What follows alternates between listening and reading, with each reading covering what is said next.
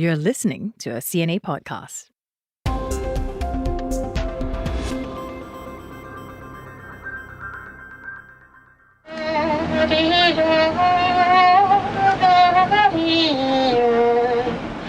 Have you ever sung karaoke on a bus? Maybe. But have you ever sung karaoke on a bus in North Korea? You're listening to a clip of my tour guide, Sol Kyung, singing to us while we were on the road in Pyongyang. In 2011, 3 friends and I took the ultimate girls' trip to North Korea. Highly recommend it, by the way. The rogue state continues to grab headlines for its belligerent threats, cross-border drama, and secrecy. In this episode, we take a closer look at Kim Jong Un and the Hermit Kingdom with Korea correspondent Lim Yun Suk. Thank you very much. Hi, Yun Suk. Hello. Hi, Teresa.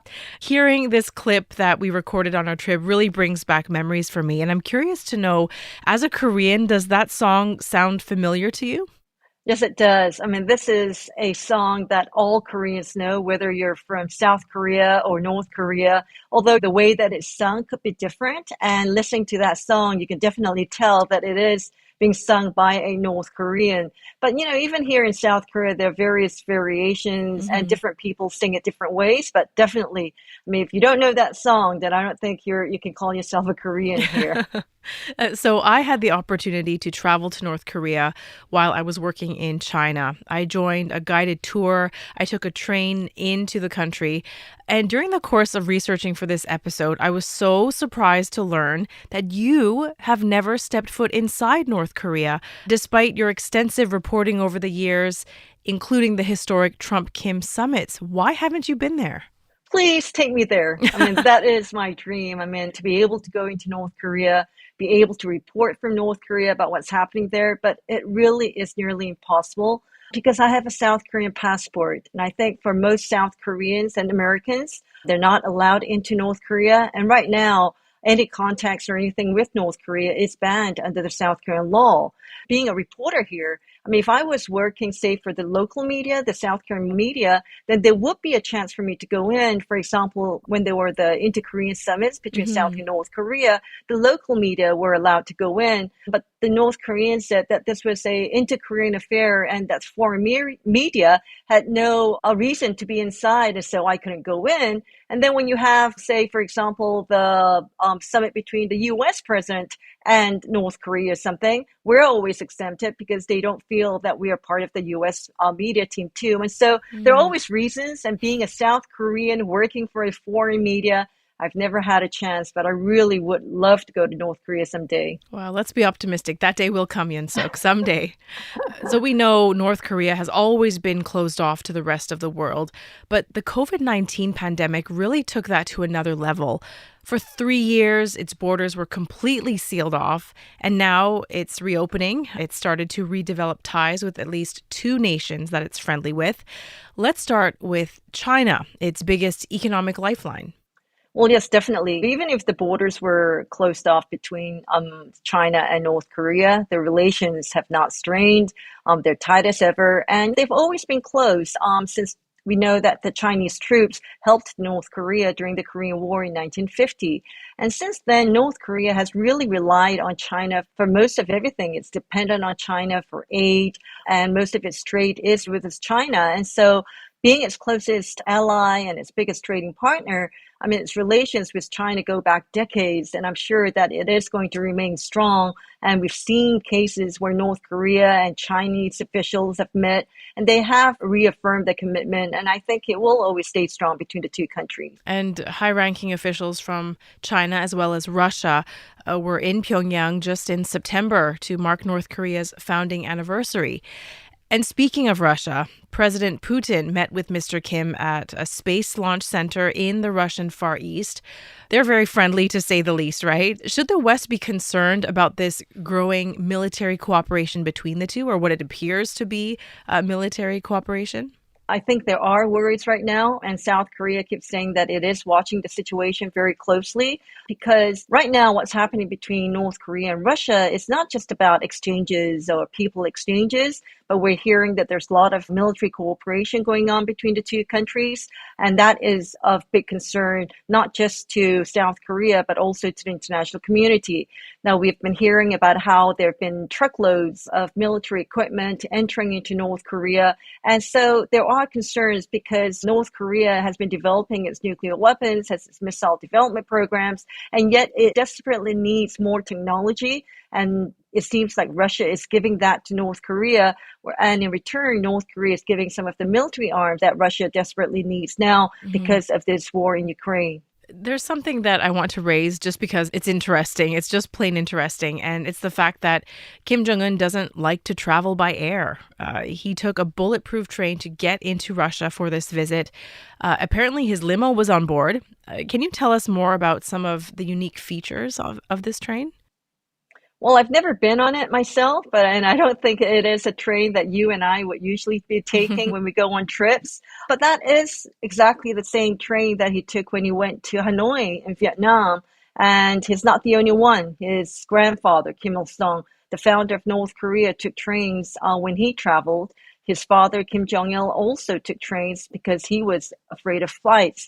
But there are experts saying that train is the most safest way for them to be able to travel.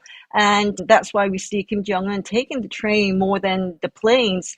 And we have some pictures of the Mercedes going in that train. And people who've been on not that train, but on similar trains in North Korea say that it's a huge scale that you and I cannot imagine. There are usually about 10 carriages and there will be some carriages in front of him, the security people. He will be in certain carriages, and then in the back, it'll be for the supplies, his bodyguards. And so it is huge. Yeah, I've read somewhere that there are personal train stations built inside Pyongyang also just for him to use, which is incredible. Okay, we have a lot more to talk about. After this, we're going to cover another intriguing angle to the North Korean story, and that is defectors. We'll be right back.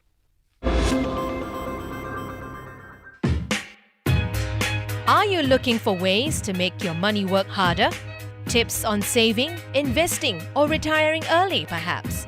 Or advice on big-ticket decisions like buying a house or owning a car? I'm Andrea Heng, host of CNA's top personal finance podcast, Money Talks. And these are some of the things we find out for you. Each week, I get a guest to share personal stories and answer burning questions that help you make sense of the latest financial trends. Go check out the complete Money Talks playlist on the CNA app, Spotify, Google, or Apple Podcasts.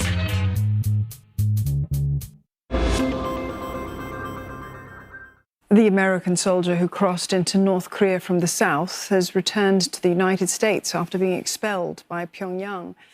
Welcome back. The name Travis King may ring a bell. He was the American soldier who suddenly made a dash for North Korea in July, reportedly to escape mistreatment and racism in the U.S. military. Yun Suk, there were real fears around what Pyongyang would do to him and whether he would ever return to the U.S. But then suddenly he was deported back to America. What did you make of this drama? Yes, I think that was a surprise to many people here, and me too. People who've been covering North Korea really did not think that he was going to be returned back so soon. There have been times when I thought, yes, he would be returned and not be kept in North Korea because he doesn't really have much to offer North Korea, and North Korea doesn't really have much to gain by keeping him. And so a lot of people here did expect him to be returned, but not that fast. We thought the North Koreans would like to hold on to him and see if North Korea could use him in a way as a bargaining chip with the United States. But it seems like North Korea thought the best thing would be to get him out of the country as soon as possible. And we did hear that there were some behind talks between the United States, North Korea, and also China, because that was where he was taken to along the border with North Korea and China. And after he came back, there was a lot of hopes among some people here that perhaps this could be the start of resuming talks between the United States and North Korea. Perhaps this might serve like bring North Korea and the U.S. back to a negotiating table, but we haven't seen anything on that side. And so it's good that he's back. Remember that case of the Otto Warmbier? Yeah, I was US, going to say. right, the American student. So there have been concerns about that, although I'm sure the North Koreans did not want that to happen, and that's why they thought it was just best for him to go back to the US. So by all accounts, he was returned to American soil unscathed, Travis King. So you don't think that there are any real large geopolitical clues or implications as a result of this? At the moment, we don't know. We're not getting much information even about him or his intentions because he was on that tour to Panmunjom, a tour I think a lot of tourists would go to. And all of a sudden, he was dashing over to the North Korean side, and nobody really knows why or why he decided to do that. And so I've been talking to a lot of experts trying to figure out what this means and everything. But right now, I think they're trying to learn more about his intentions, what happened when he was in North Korea, because we have no details on that yet. On the point of defectors, many of them have ended up in China, right, Yun Suk? And China doesn't want them there. They're sending them back to North Korea, but the authorities in the South don't want that to happen. Is that right? Right. I mean, the South Korean government has been talking to the international community and has been talking to China, trying to convince China that these are refugees. These North Korean defectors who crossed into China are really waiting for their chance to be able to come to South Korea or to other countries. And so they should be considered as refugees, but the Chinese government considers them as illegal economic immigrants. And so its policy is to return them back to North Korea. Now, when the borders were closed during the COVID-19 pandemic, you had less defectors trying to cross into South Korea. And a lot of those defectors who were already in China were in hiding. But slowly, the Chinese authorities apparently had found them. And we were hearing reports that earlier this month, that there were about 600 North Koreans who were sent back to China. And most of them were women. Recently, I just came back from another press conference where they're saying that there will be more than 100 more North Korean defectors who are in China being deported to North Korea too. And we know once they get there, and there have been witnesses and other defectors have been telling us stories of what it's like in the forced labor camps and what happened once they are returned to North Korea. And so it is something that the international community really needs to pay attention to. And the defectors have been calling out to the South Korean government and everyone to try and see if they can convince China not to do that. Speaking of that border, South Korea's President Yoon Suk-yeol has taken a pretty hardline stance since assuming office, and that has been bad news on the humanitarian front. No contact between the South and the North. And of course, there are those separated families caught in the middle. And through your reporting, Yun Suk, you've met a number of them, haven't you? Yes, I have. In fact, recently I did a story about the reunions of separated families because we just celebrated the Chuseok Thanksgiving holidays here. And that's the time usually when ties are good, when the two governments decide to allow the family separated to be reunited. I mean, it's only about 3-4 days, but it gives a chance for the families to even find out if their loved ones are dead or alive. Because there are people who were separated during the Korean War, and we're talking about 1950s. And since then, because there have been no contacts, many live in the south side and also in the north side, not knowing if their mothers and fathers or their siblings are even alive, because there's no exchange of letters, no telephone, nothing between the two sides. And so it is sad. I mean, President Yoon Suk-yeol is taking this hardline stance towards North Korea, and he says that unless there is a need and North Korea is willing to change and give up its nuclear weapons, there'll be no negotiations. But at the same time, you have this elderly Koreans, South Koreans who are just waiting for that chance. And we're talking about people who are in their 80s and 90s. And in fact, I went to one reception that was held for the separated families by this government. And there was this one 104-year-old grandmother. And she was still alive. And she was very healthy. And talking to her, she says she was looking for reunification. She was hoping that it would come in a lifetime. It hasn't. And she just hopes that it will before she passes away. And so this is the dream, the hope for many South Koreans here, especially those who still have families and the loved ones back in North Korea. And this is what one of the separated family here told me earlier. I came to the South when I was 22 years old, and I've celebrated Chuseok for 73 years here. Every Chuseok season, I think of my parents and siblings. I miss them so much and want to go to my hometown even now.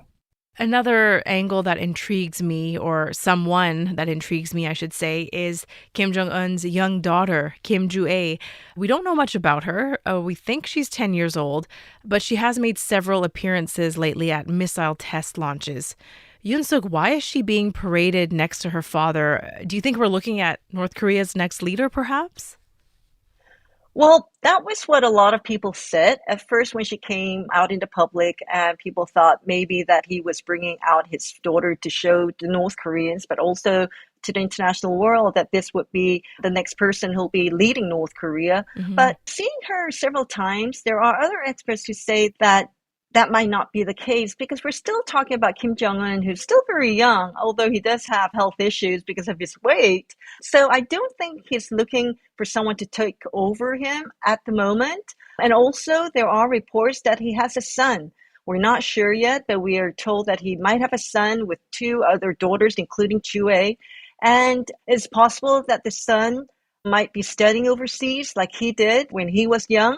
Or there are also reports saying that the son was unwell, was not fit to run the country, and that's why the daughter was being paraded by Kim Jong Un. And so it's difficult to tell, but you do see a lot of those pictures where his daughter is like touching her father's face to show that it's like a note that we're a normal family like any other family members. But then you also see pictures of her walking along with him to the missile test launches. We do get like conflicting pictures and different variations as to why he is showing her right now. But it is possible, though it's too early to say, I would say. The mystery continues. And looking ahead on the nuclear front, the country recently made changes to its constitution, declaring that it is a nuclear weapons state. Can we expect to see an even more aggressive Pyongyang moving forward, Yun Suk? Well, I think that is what the South Korean government is expecting because of the change in this constitution, where the constitution now allows North Korea to go ahead for any preemptive nuclear strike if it feels that there is a need to do so. And the North Korean leader Kim Jong Un has emphasized this many times during his speeches. And so that is a possibility. It's not being ruled out. But we're also waiting for the next nuclear test by North Korea. We thought it was going to come sometime end of last year, early this year, and it hasn't come despite some movements that we've been hearing about, movements near the nuclear site of facilities in North Korea. And so it is possible that North Korea is thinking about this very seriously and not going to go ahead with it because it knows the consequences. And we know that even China is against North Korea carrying out a nuclear test. But then at the same time, it might be where North Korea is just trying to buy time so that it can develop its nuclear capabilities. Yeah, it's definitely never too far from the headlines, is it? Thank you so much for this chat, Yun Suk. Thank you, Teresa. And I'm very happy to hear that you've been to North Korea. One day, I hope I can do the same. Yes, your turn next. It's coming. The TV version of CNA Correspondent airs on CNA every Wednesday at 9:30 p.m. Catch up with them anytime on cna.asia. The team behind this episode is Saya Win, Clara Ong, Crispina Robert, and me, Teresa Tang. Until next time.